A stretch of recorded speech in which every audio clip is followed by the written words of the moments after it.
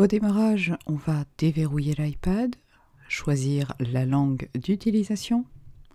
On appuie sur la flèche en haut, on attend qu'il change de langue, de système d'exploitation. À partir de là, il faut sélectionner le pays et la région. Puis, activer un réseau Wi-Fi. Il est important de sélectionner votre réseau Wi-Fi en sachant que vous aurez à taper le mot de passe et également si jamais vous filtrez votre borne comme c'est le cas avec une Livebox, il faut mettre la Livebox en association et nous verrons plus tard si vous devez rentrer manuellement le numéro de la machine avec son adresse MAC, nous verrons où il faut aller la chercher. En attendant, je vais donc sélectionner le bon réseau, entrer le mot de passe et me voilà connecté à Internet. Je clique sur Suivant. Il me propose d'activer, puis ensuite, si jamais vous avez un modèle 3G, de connecter une SIM. Ici, il s'agit d'activer ou non la localisation de l'iPad, vous permettant d'accéder à certains services géolocalisés. Et nous avons deux possibilités, soit restaurer à partir d'une sauvegarde iTunes, soit configurer le tout comme un nouvel iPad. Si je choisis de restaurer à partir d'une sauvegarde iTunes, ici, il faut que je branche le câble USB et que j'ouvre iTunes et tout se passera directement dans iTunes. Si finalement je choisis de le configurer comme un nouvel iPad, je choisis la première option. Je clique sur Suivant. Ici, il me faut un identifiant Apple qui est indispensable pour effectuer des achats et gérer la machine. Donc je vais rentrer un compte iCloud. Notez que vous pouvez créer directement un compte iCloud à partir de là. Ici, j'utilise un compte que j'ai déjà. Je clique sur Suivant. Je dois accepter les conditions générales d'utilisation.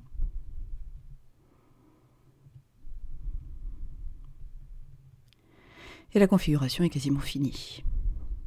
Je peux choisir d'utiliser iCloud ou pas. Je vous rappelle que iCloud est un service gratuit.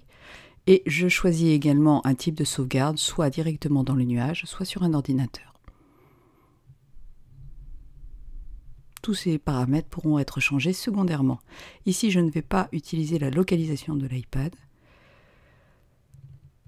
Et vous avez désormais la configuration de e-message et FaceTime.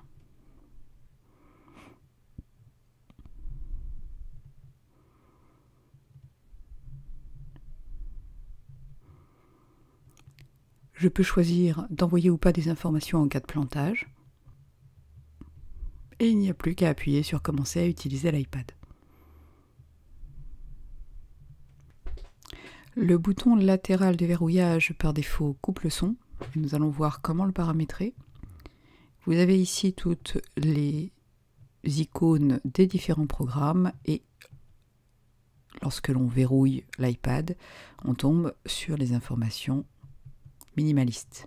Pour déplacer et organiser vos icônes, il suffit de maintenir un clic sur une icône, elles se mettent à trembler et à partir de là, vous pouvez les organiser à votre choix.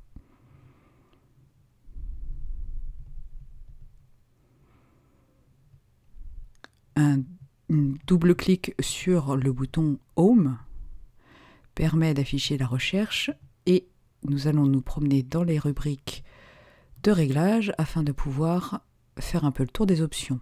Dans le bouton mise à jour logiciel, vous avez la possibilité de vous connecter à Internet et de récupérer les dernières mises à jour de l'iPad.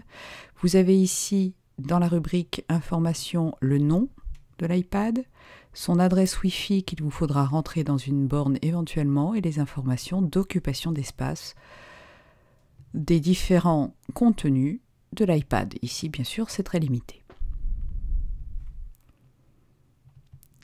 La luminosité et le fond d'écran peuvent être réglés dans la rubrique adaptée. Donc pour changer un fond d'écran, il suffit d'aller directement dans la bonne rubrique, de sélectionner une image.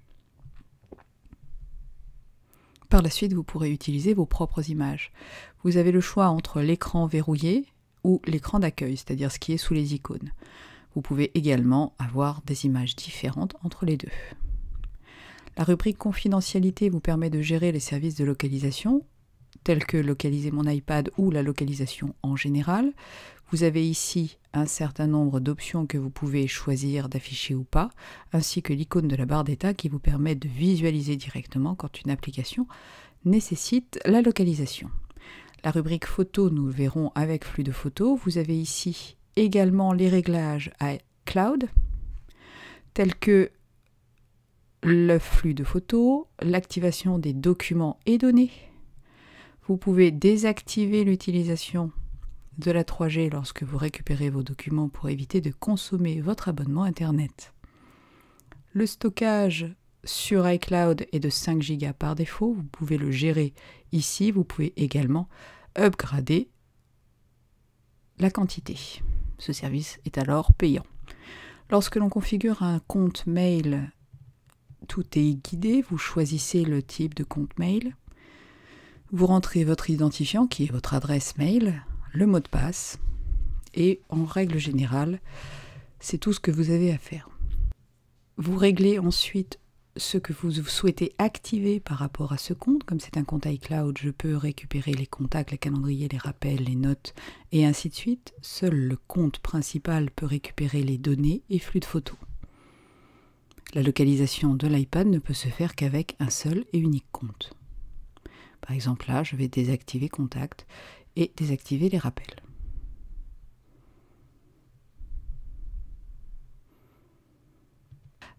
Je peux gérer le mode de récupération des données, soit en push, qui veut dire que dès qu'une information arrive sur le nuage, elle sera poussée vers votre iPad, soit en récupération manuelle directement.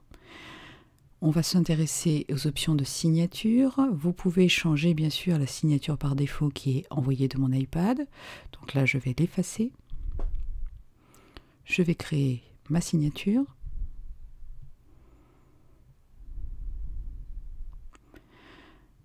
Un double clic permet de la mettre en surbrillance, puis ensuite je change les options de formatage. Je vais taper mon adresse Internet.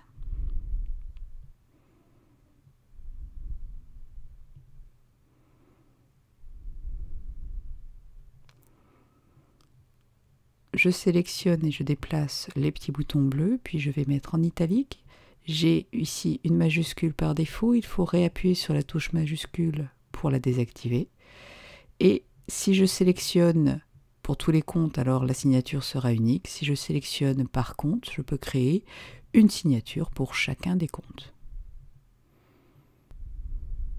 Je choisis également un compte par défaut pour envoyer mes messages de façon systématique avec une adresse. Pour tout ce qui est notifications, vous pouvez activer les notifications systématiques pour les anniversaires, par exemple une semaine avant, pour les événements qui vous seront alors notifiés par un bruit quelques minutes avant l'événement, et pour les événements qui couvrent une journée, de la même façon. Vous choisissez l'heure de début. Le calendrier par défaut peut être modifié, vous choisissez ce que vous voulez. La rubrique notes donne accès à la police de caractère. Pour les rappels, vous pouvez synchroniser un certain nombre de rappels. Ici, il s'agit d'utiliser e-message qui vous redemande de vous identifier et de mettre votre compte qui peut être différent, bien sûr, du compte principal. Même chose pour FaceTime, vous pouvez utiliser des comptes différents. Pour ce qui est de Safari, vous avez ici le choix du moteur de recherche. Vous activez ou pas le remplissage automatique des mots de passe ou de vos coordonnées. Vous pouvez également tout effacer, ce qui aura été mémorisé si vous souhaitez repartir à zéro. Vous avez ici une rubrique navigation privée pour éviter de laisser des traces sur Internet. Et vous avez un blocage de pop-up ainsi que quelques options supplémentaires. Le compte iTunes Store peut être également différent de votre compte iCloud. Vous utilisez un compte pour les achats. Vous réglez ici des options pour la musique. Le partage à domicile vous permettra de lire la musique stockée sur d'autres ordinateurs du même réseau. Le flux de photos doit être activé sur un seul et unique compte. Twitter vous permettra d'utiliser le partage via Twitter de façon automatique. Il faut rentrer votre nom d'utilisateur et votre mot de passe. Vous pouvez également installer l'application par défaut ou choisir une autre application. Vous pouvez également avoir plusieurs comptes Twitter sans aucun problème. Même chose pour Facebook. Dans la rubrique générale, la synchronisation Wi-Fi iTunes doit être activée une fois que vous avez connecté votre iPad à un ordinateur. Pour ce qui est des options de verrouillage, vous pouvez choisir de verrouiller automatiquement l'iPad avec ou sans code. Il vous faudra dans ces cas-là choisir un code et le répéter. Dès lors, lorsque vous éteignez l'iPad, il sera bloqué par un code et personne ne pourra l'utiliser. Au déverrouillage, on vous demandera votre mot de passe. Pour désactiver ce verrouillage par code, il vous faut retaper votre code et choisir désactiver. Vous pouvez également activer un code alphanumérique et non pas vous limiter à 4 chiffres.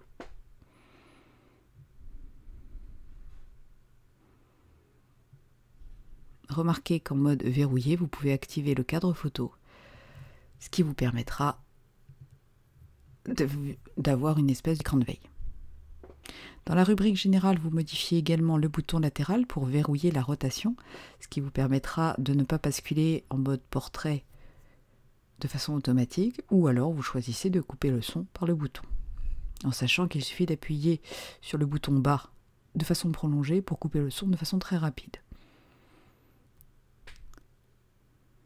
On va modifier également les claviers mis à disposition. Vous avez un certain nombre d'options comme la majuscule automatique en début de ligne, la correction automatique, mais également des raccourcis que vous allez pouvoir créer vous-même, c'est-à-dire qu'en tapant quelques lettres, vous allez taper un texte complet.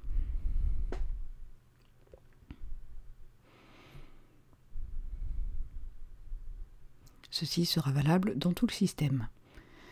Les claviers peuvent être multipliés, vous ajoutez ce que vous voulez, par exemple un clavier anglais en QWERTY, mais également des icônes emoji qui vous permettront d'ajouter des smileys à vos messages. Une fois que les claviers sont activés, on pourra switcher rapidement. Les boutons de son peuvent être modifiés, ainsi que le volume général, les sonneries, les sons SMS et ainsi de suite, et vous pouvez désactiver les bruits du clavier lorsque vous tapez. On va ouvrir Notes, où je vais créer une nouvelle note. L'icône globe terrestre me permettant de switcher entre les différents claviers. Et je reviens au clavier AZERTY. Le clavier par lui-même n'est pas rigide, il peut être détaché de l'écran et séparé en 2 morceaux pour taper avec les pouces. Il suffit de saisir la touche représentant le clavier et permettant de le masquer. Vous avez ici un bouton dissocié qui vous permet d'avoir le clavier en 2 morceaux. En appuyant de nouveau sur cette touche vers le bas, vous allez pouvoir le remettre en un seul morceau et le masquer. Il suffira pour le faire réapparaître de taper sur le texte. Vous pouvez également le détacher en un seul morceau si vous le souhaitez.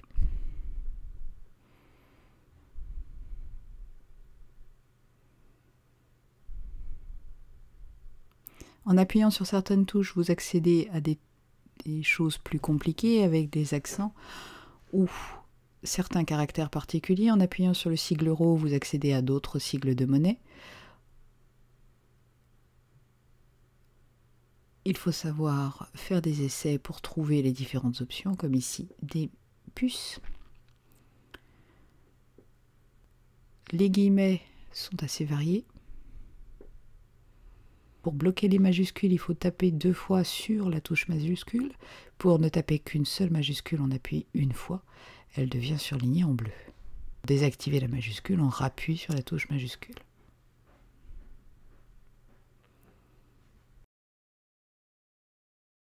Pour ajouter des applications, il va falloir passer par l'App Store. Et pour ce faire, il faut créer un compte iTunes qui sera valable sur le Mac App Store, qui sera également valable sur l'iTunes Store, l'iBook Store et ainsi de suite. Donc si j'ouvre l'App Store et que je me rends, par exemple, je vais rechercher Dropbox pour l'installer.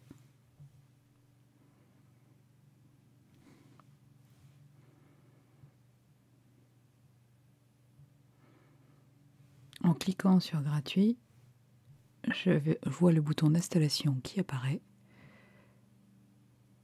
et à ce moment-là, il me propose d'utiliser mon identifiant ou de créer un identifiant.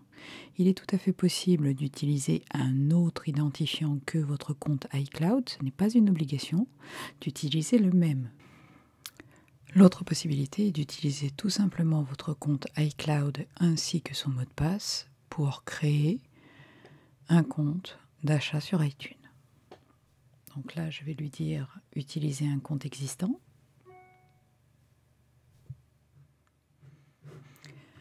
À partir de là, comme il s'agit de mon premier achat, je vais autoriser la vérification.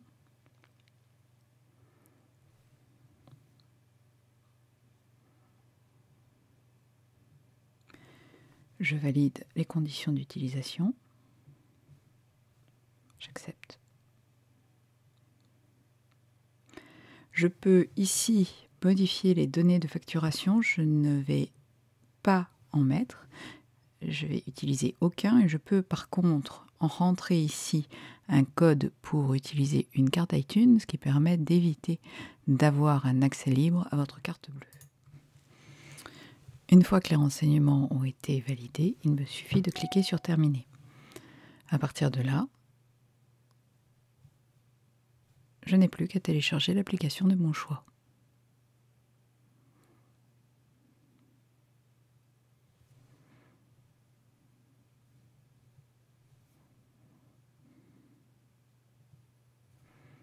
Je peux quitter l'App Store et je vais retrouver mes applications en train de se télécharger. On va se pencher maintenant sur ce qui arrive lorsque l'on connecte l'iPad à l'ordinateur. Vous voyez, ici je suis avec la dernière version d'iTunes qui est la 11. Donc il me propose, comme c'est la première fois que je l'ouvre, une vidéo de bienvenue pour apprendre à m'en servir. Et vous avez ici la possibilité, par exemple, directement d'aller sur l'iTunes Store. Je ne vais pas faire un tutoriel d'iTunes, je vais simplement vous montrer la gestion de l'iPad. Comme vous le remarquez, ici, on ne voit rien, c'est-à-dire qu'il n'y a plus la barre latérale qui permet de visualiser. Donc si vous cliquez sur Bibliothèque, vous revenez sur la précédente fenêtre et vous avez ici le bouton iPad.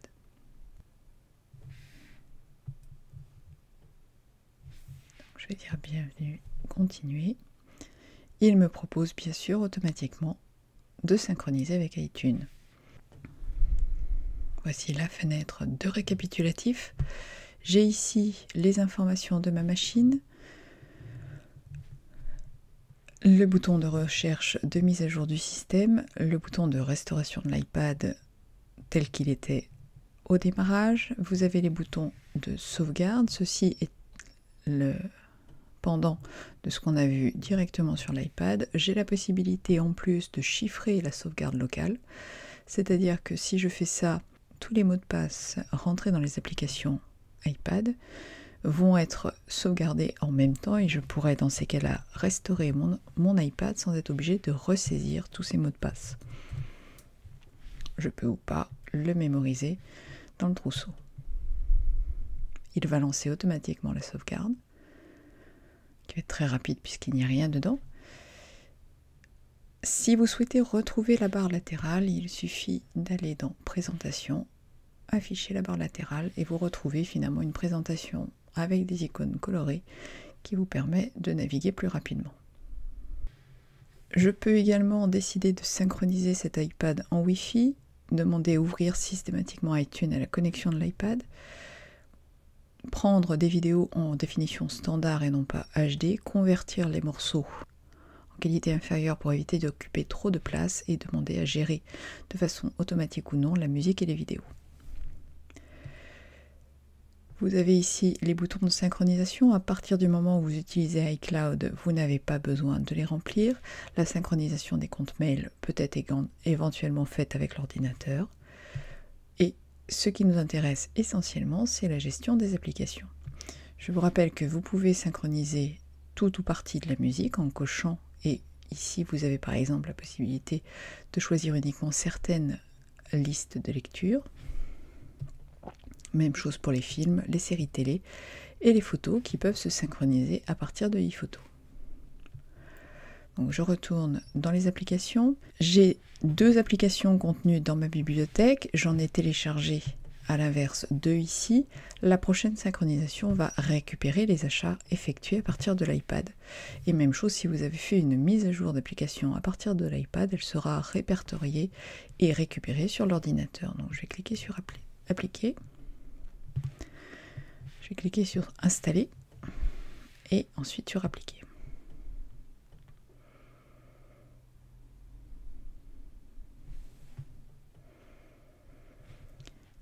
Dans la mesure où ces applications n'ont pas le même compte d'accès, il faut que j'autorise iTunes à utiliser le nouveau compte iCloud. Donc pour cela, je vais déjà le laisser faire sa synchronisation.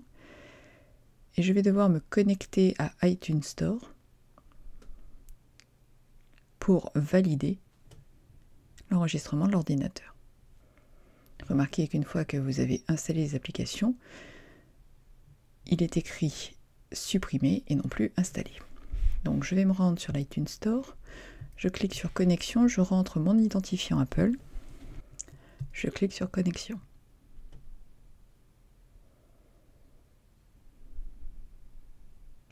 Je suis désormais connecté sur mon compte débuté sur Mac. Il faut ensuite aller dans l'icône, dans le menu Store et autoriser cet ordinateur. Je dois retaper le mot de passe, puis cliquer sur autoriser. Je vous rappelle que seuls 5 ordinateurs peuvent être autorisés sur le même compte. Donc là, c'est un seul sur 5.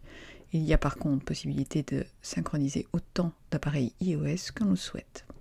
Si je souhaite également pouvoir accéder directement à cette bibliothèque lorsque je suis sur le même réseau Wi-Fi entre mes appareils iOS, l'Apple TV et un ordinateur, il me faut utiliser le partage à domicile que je vais activer ici.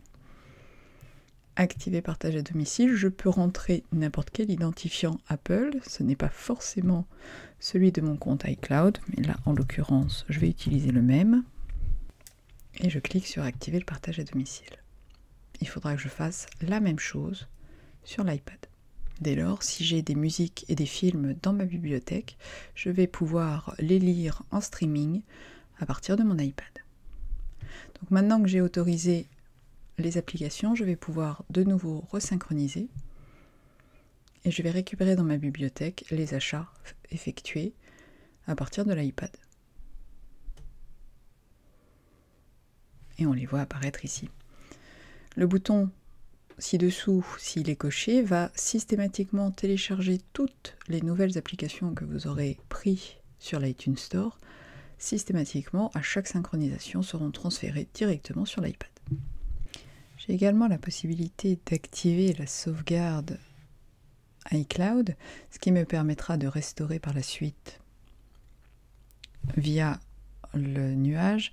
Néanmoins, les vitesses de transfert sont si lentes que je préfère très franchement la sauvegarde locale. Par ailleurs, on ne peut pas chiffrer la sauvegarde sur iCloud, donc vous serez obligé de remettre tous les mots de passe en cas de restauration. Remarquez que vous avez un bouton sauvegarder, vous avez également un bouton pour restaurer. Si vous avez plusieurs sauvegardes, vous les trouverez toutes listées ici. Il est possible de restaurer un appareil avec une sauvegarde d'un autre appareil, car seuls les réglages des applications sont transférés et non pas le système interne. J'ai installé quelques applications supplémentaires. Je vais pouvoir donc synchroniser l'appareil et directement les envoyer dessus. Remarquez quand même que vous pouvez ici trier par nom, par type, catégorie, date et taille afin de pouvoir retrouver plus facilement une application. Donc je vais synchroniser sur cette vue, je vais pouvoir, une fois que toutes les applications seront installées, pouvoir les organiser directement à la souris. Je vois en bas l'espace utilisé par les différentes applications. Si je reste au survol, j'ai 500 mots qui doivent correspondre logiquement aux images et le nombre d'applications ainsi que la taille totale occupée. Pendant que la synchronisation se fait, on va découvrir le partage de fichiers. Si certaines de vos applications acceptent le glisser-déposer direct de fichiers, comme c'est le cas pour Dropcopy et PlainText, vous allez pouvoir ici transférer directement, par exemple, un PDF dans une application de PDF ou de lecture. Un certain nombre d'applications gratuites, je vais laisser continuer, sont disponibles également directement sur le store. Par exemple, vous avez l'application YouTube, qui désormais est universelle. Donc là, je vais pouvoir l'installer directement. Et vous avez tout un lot d'applications conçues directement par Apple, comme iBook, qui permettra de lire des livres téléchargés sur le store, localiser mon iPhone, localiser mes amis, iTunes U, l'application Podcast, l'application Remote qui permet de piloter iTunes à distance, bien sûr des applications payantes, GarageBand, iMovie. La synchronisation est finie, je vais donc par exemple choisir d'organiser mes icônes en les faisant glisser. Je peux créer des dossiers. Je peux les supprimer grâce à la croix, je peux éventuellement les basculer sur une nouvelle page pour que la réorganisation soit plus facile. Elle est appliquée dès que vous allez cliquer sur appliquer. Toutes les modifications que vous aurez effectuées seront répercutées sur l'iPad. Un dernier point par rapport à iTunes. Un clic droit, vous pouvez éjecter l'appareil, autoriser la synchronisation, transférer tous les achats faits sur l'iPad, lancer une restauration ou une sauvegarde ou réinitialiser tous les avertissements. Si vous vous rendez dans les préférences d'iTunes, vous retrouverez d'autres réglages importants. Vous pouvez choisir dans la rubrique appareil de supprimer certaines sauvegardes, d'empêcher la synchronisation automatique. Et lorsque vous allez sur l'onglet Store, vous pouvez autoriser le téléchargement automatique des achats qui auraient été effectués sur un autre appareil sur votre iTunes. C'est-à-dire que si j'utilise le compte débuté sur Mac pour télécharger une application à partir de l'iPad, elle sera systématiquement téléchargée sur cet iTunes et même chose pour tous les achats éventuels. Ceci est valable également si j'utilise un autre ordinateur raccordé au même compte.